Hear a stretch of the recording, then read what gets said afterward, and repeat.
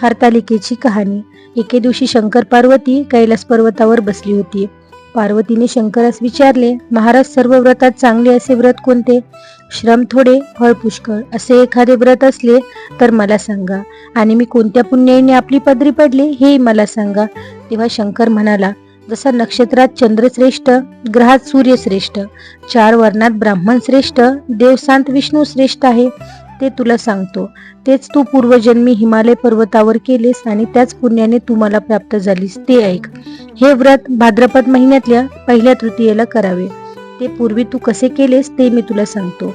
तू लहानपणी मी तुला प्राप्त व्हावा म्हणून मोठे तप केलेस. 64 वर्ष तर झाडाची पिकली पाने खाऊन होतीस. थंडी, पाऊस, ऊन ही तिन्ही दुःखे सहन केलीस. ते तुझे श्रम पाहून तुझ्या बापाला फार दुःख झाले व अशी कन्या कोणाला देवी अशा त्याला चिंता पडली. इतक्यात तिथे नारद मुनी आले. हिमालयाने